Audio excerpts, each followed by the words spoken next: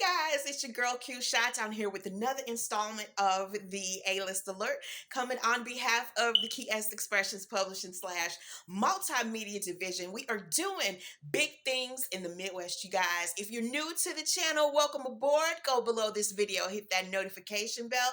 That way you know when I do new uploads. If you are a returning viewer, thank you so much. You're part of the 216,000 views both in the US as well as overseas, you guys. And guess who is on the runway today?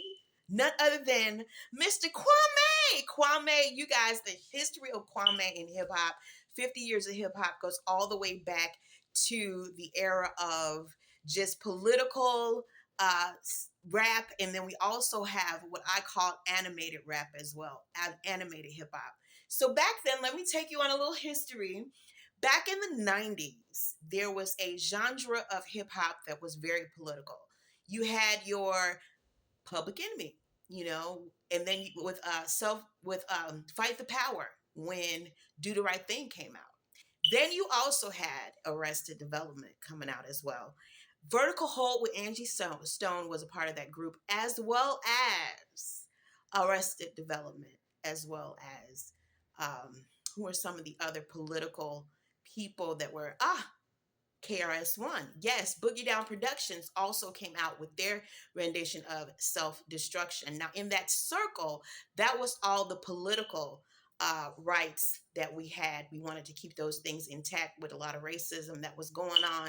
Censored, being censored musically was going on in that era as well of hip hop. So, on the lighter side of that, we had Kid and Play, who came out with their wonderful trilogy of House Party. Just a bunch of high school kids getting together, getting into trouble, and just finding their way out musically. And so that is what that era was all about. And Kwame was a part of that group. Now, on the TV viewing part, we did have A Different World, who was a spinoff from actually School Days from Spike Lee. And so all of that came together and was presented to the world. So you had Kid and Play, and then you had Kwame, Only You, which is one of the popular songs. He also dominated in the realm of fashion as well. He's the lyricist that's very dominant.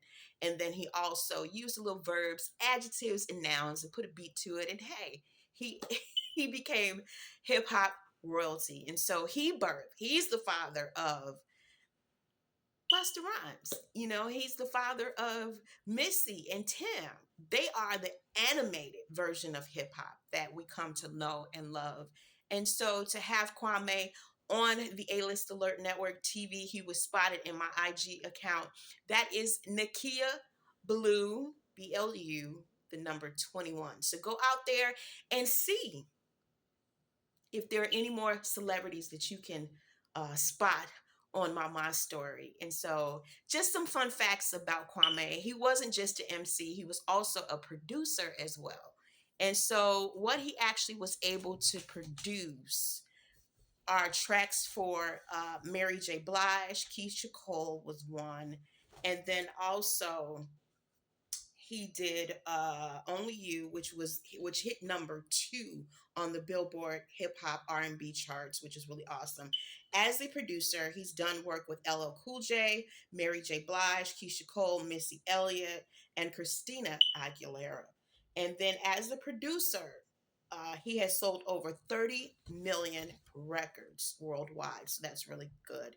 Some of his writing scores include the movie Drumline starring Nick Cannon, Step Up 1 and 2. So Step 1 was Channing Tatum, and then the Step 2 was Brianna Avagon.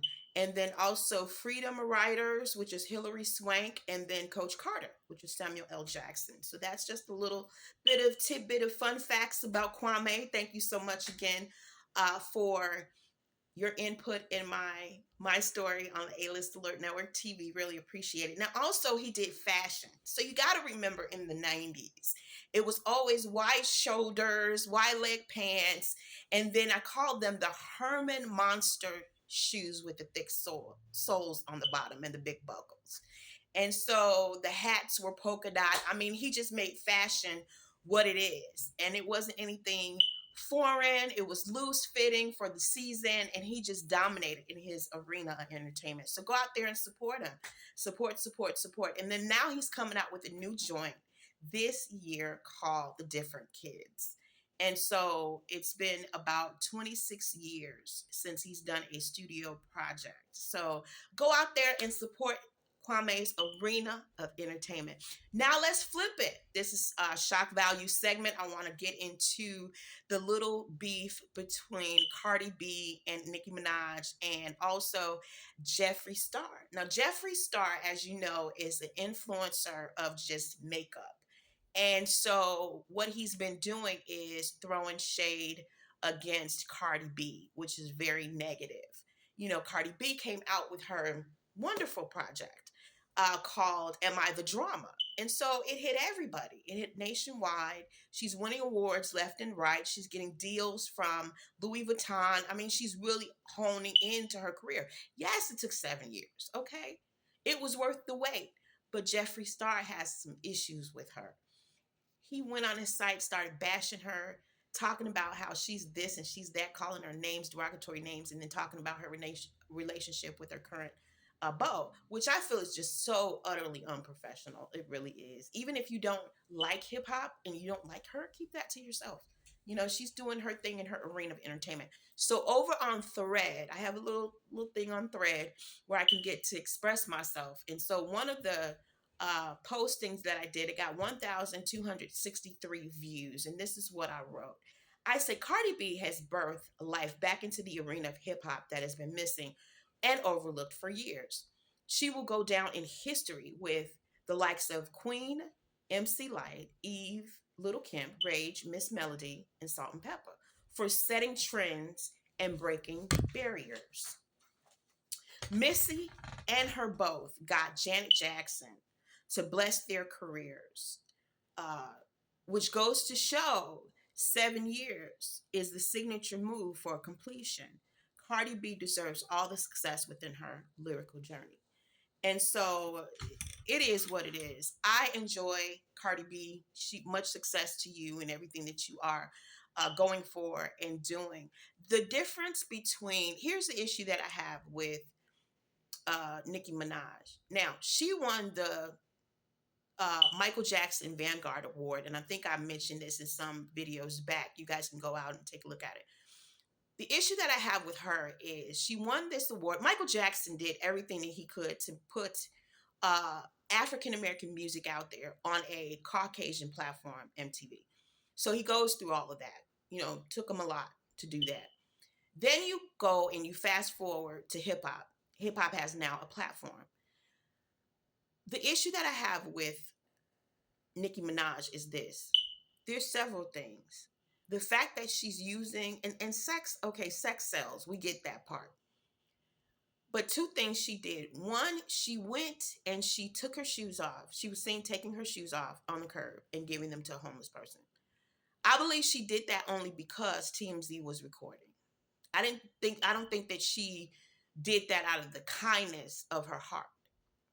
I don't think she did that. What she should have done in that position is this. Michael Jackson did We Are the World. Okay. You see all the chaos that's going on. All you're doing is going on your social media, bashing other artists. You're upset because the Grammys didn't do this and people didn't do this. Jay-Z didn't do this. It's like, come on, you have a powerful position to play. So when it comes to We Are the World, why didn't you just go out there and bring all of your connections together and do another We Are the World hip hop version? You know, and the proceeds go to different charities and things of that nature. The world is in a crisis right now, you know, and you guys are asking for $1,500 tickets, sales, you know, buying your music and selling tickets, and we all have to pay rent and 9-to-5 jobs. We're all doing it. We're all doing it, trying to keep our head above water. So why not do a project like that to represent the Vanguard Award that you were given? She didn't do that. She went on stage. I saw her. She went on stage. There's a video circulating around. She had this brown jacket on. She was on stage with Chinese bangs and everything. She gets on the floor and she literally does a jazzercise move out of desperation. She gets up and throws her legs up in the air. That's what you're paying for when you go to a Nicki Minaj concert. I'm like, really? Okay. Then the biggest to do that she did, one site talks about how she's saying, oh, when I was a rookie, Lil Wayne used to bring me gifts and used to, buy me gifts and things of that nature, and I felt so uncomfortable. Yeah, right. Then you're seen straddling your boss on stage, like giving him a dry lap dance. Like, who does that? I mean, if she was working a regular 9 to 5, that would be considered sexual harassment. It really would in the workplace. So you're doing all these antics, and you want people to take you seriously as an artist, and I don't. And Cardi B is a whole lot, 100% better than that. Totally better than that on so many levels. And that's why I can't get in with Nicki Minaj at all. And then on top of that, there's 3 arenas that Michael Jackson uh, got a hold of. And the reason why I'm saying that is it doesn't matter what genre of music, the blueprint is still presented there. So what she could have done is TV, movies, music streams, what have you, and merchandise. She doesn't have anything. She has absolutely nothing to promote as far as merchandise goes, especially if you have a group of people that can't afford your expensive concert tickets. Get them something to buy. I mean, this is the thing. I work in retail, so I'm looking at these items all the time. If Notorious B.I.G. has 5T, if Prince has a 5T, and if Tupac has a 5T, where is your 5T at? You have to hit all of those elements in retail. I've seen Cardi B do it. She's in the movie. She hit Fast and Furious and was very good. She was in the Hustler movie with J-Lo. And then she has the merchandise with the baby formula and Louis Vuitton. And Nicki Minaj bombed in Barbershop. And she does not have any products. She could have came out. She's going to do Rick James's tribute and not have a product to sell with that song. She could have went to the adult toys department and put her face on something to go along with that freaky song that she had remade. I mean, come on. And then some of the proceeds go to the estate. That's simple. If you really want people to really invest and take you seriously as an artist, not all this back and forth stuff about the kids and all of that, that's redundant. That has nothing to do with the subject at hand. You have to hit those milestones in your career. Entertainment cannot just consist of streams. It has to consist of film, merchandise, and music together to consider yourself a real entertainer. And she's not. She's 40 years old. She needs to hang it up and retire and find something else to do because Cardi B has it on lock.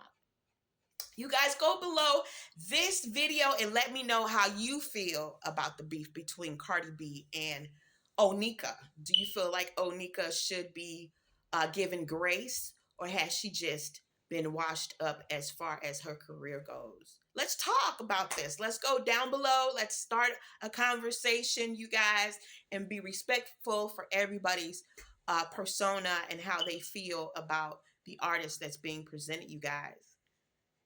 It's awesome. Yes, I appreciate everybody that has decided to come on the A-List Alert Network TV. You guys, this is an honor and a privilege to be able to present this to you guys. I was just thinking about Clarissa. I had to say this about Clarissa and Muhammad Ali's daughter, Layla Ali.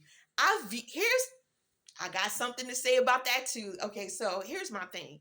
I grew up watching wrestling, boxing, all of that stuff. I watched it all. I mean, I was west side of Chicago, Sunday afternoon after church.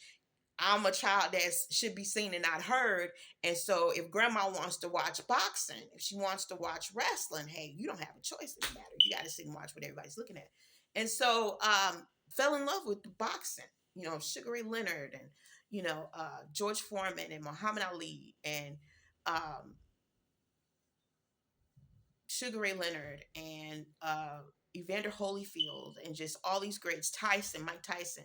I really and truly can see what impact they have on society. It is a man-made sport. Do I feel that women should be in boxing? No, I don't. I don't believe it because it's too dangerous. Everybody knows how Muhammad Ali was treated towards the end of his life and the damage that was done, to him. I believe that is a boys' club field. And I've had a lot of strong things to say about Clarissa's statements and things of that nature. And so I was able to view, finally, Layla Ali's video on YouTube about Clarissa and how she tried to be a mentor towards Clarissa in the beginning of her career. And she had receipts. And so this big whole thing about Clarissa calling Layla Ali out and things of that nature, Layla Ali would mop the floor with Clarissa. She has been called out for not telling the truth and trying to smear Layla Ali's reputation. And I hope that Layla Ali gets back into the ring with her and teach her a lesson. I really do. Also, she said it herself that she was going to allegedly, if Green and Clarissa were going to get back into the ring, we're going to get into the ring together, that she would allegedly train Green for the actual fight. So that's interesting. That's really so. Either way, whether she gets back in the ring personally or if she's providing instruction to a contender, she's going to win anyway. And then all of that endorsements and things come with it. And so she would be awesome. It would be an awesome opportunity. So I'm just waiting on part 2 to come out. I really enjoyed the fact that she showed receipts on the website about how she contributed to Clarissa's development. She really did. And Clarissa was crazy not to hold on to that. She's really crazy and thinks that everybody else is the problem and she doesn't have anything to work on. And she really does from beginning to end. And so that's my spill on it. I think Ali is the greatest. I think that she needs to come out of retirement and teach this girl a lesson. And if she does, she's in for a rude awakening. She really is. So, this is a thing too. I believe that Clarissa is very clout hungry. She's looking for her next big break. I saw her pop up when Bud Crawford won his challenge. And it really surprised me because everybody knows that Arabs, Arabian, that whole culture feels a certain way about women. In the media is very negative. And so for her to pop up in an environment like that, and for a fact that that money is connected to toilet paper, and you have been sitting up there trying to get that Arab money. Not all money is good money. It's really not. And I am going to reiterate that. Why get it out the mud if you have to give it back legally? Why do that? And I bring that up because Remy Ma, could come back and sue her for alienation of affection with all of her videos, interviews, pictures, text messages, and she could make a mint off of her. And seriously, Papoose needs Remy. Remy just signed a deal for a platform that's geared towards hip hop. And so he's going to need that, especially with this newfound lawsuit that has come up. Allegedly, they're being sued. So I'm not sure. The guy, there was an event that happened and a fight broke out or what have you. And it's all over the internet. But either way it goes, Papoose is going to need that platform to promote his work so he can bring that money in to help with this lawsuit they're about to face. So allegedly, that's what's going on right now. So who knows? We got to keep it posted. Of course, they're going to say something about it. They always do. So it's interesting. I do believe that Clarissa needs to eat a whole lot of humble pie. And I believe that Layla Ali is the perfect person to serve it up warm and with a smile. And remember, ladies, if you are a part of the Curve Nation, are we little girls? Hell no. So do we tap on those? Oh, I am the truth. I need to speak to I am the truth. Now, he's a guru that's been going around, relationship advice person. He's married, what have you. He had a few choice words about being plus size and being financially unfit. And it's a form in his eyes of not being disciplined. Okay. So I brought up the fact that he is a jailbird, a former jailbird with a cell phone. And who gives him the right to dictate who should fall in love and who shouldn't fall in love? Love is love. Unconditional love is unconditional love. Whether you're 2 pounds or 1,000 pounds, everybody out there has a mate out there somewhere. But it's up to us to go to God and let God lead that person to us. And if you're plus size, who knows? That couple may get together and everything may turn around and they decide to lose weight together. You can't dictate who people fall in love with. You can't. There's no possible way. Then that means that you're God and you're not God. You're not.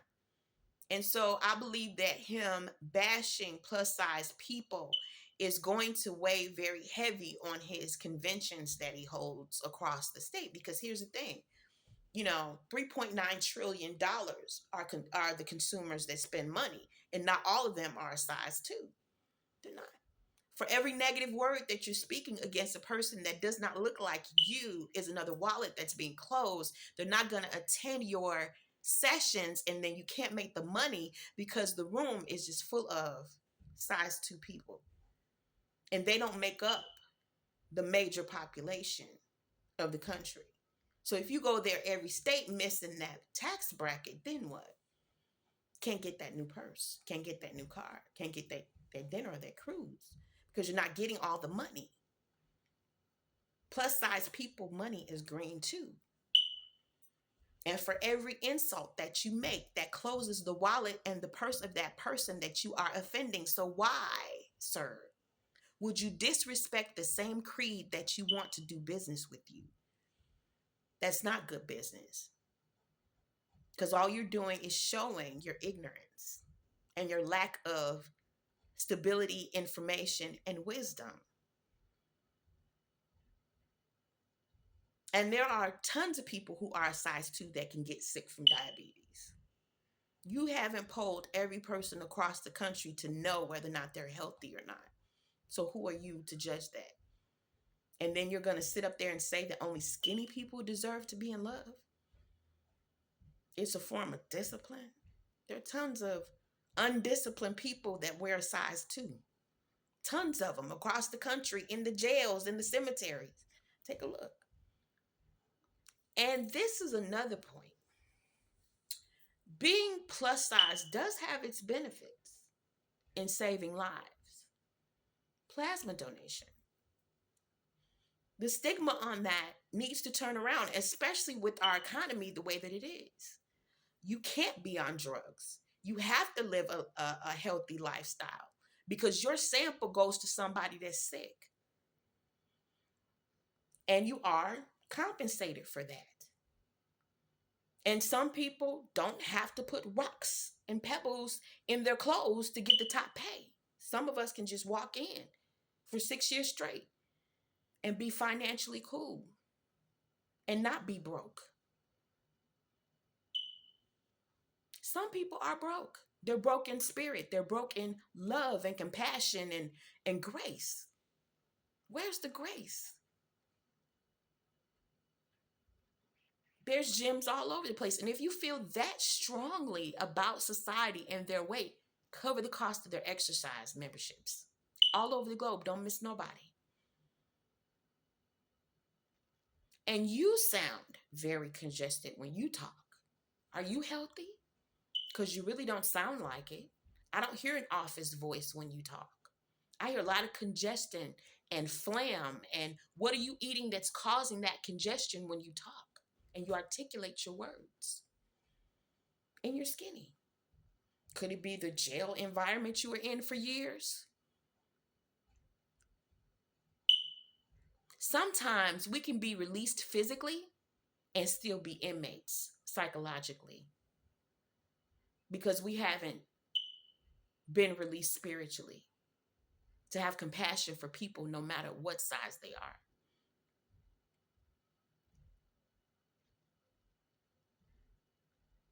That's my spiel on it. I will not be supporting anything that he has going on until he changes his outlook on the people that I represent. Here it is. We have a big statue in New York City, but you want us to be modest. I love each and every inch of my size 2, 230 pounds. I love every inch of me, and I get checked once a year. And I am healthy. I walk everywhere. I change my beef to turkey. It's a lifestyle change.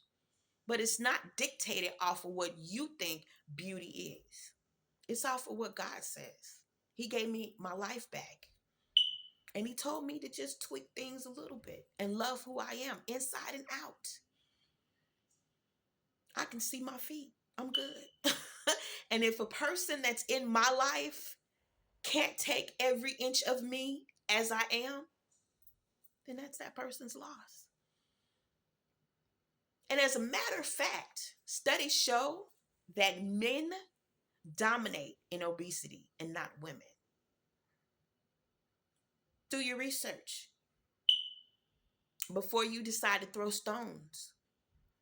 So I'm going to go take my fat ass somewhere and get something to eat and enjoy the fact that God is providing all of my needs. Because this body represents children made out of loved ones. And I almost died of cancer, and God gave me my life back 100-fold to come and tell you, you need to dig a little deeper. Because your mindset on the beauty of women in general, no matter the size, is misconstrued. It really is. We are beautiful, dynamic, strong, and have the wisdom of our Father every day. And you and your minions can't take that away.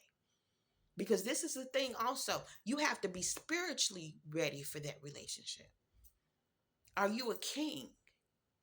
And are you connected to the one that produced the throne and the crown for you in the first place?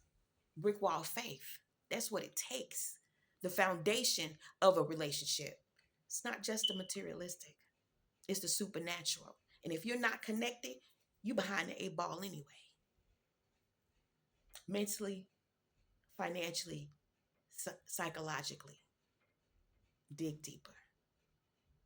And remember, ladies, if you are a part of the Curve Nation, are we little girls? Hell no. So do we tap on doors?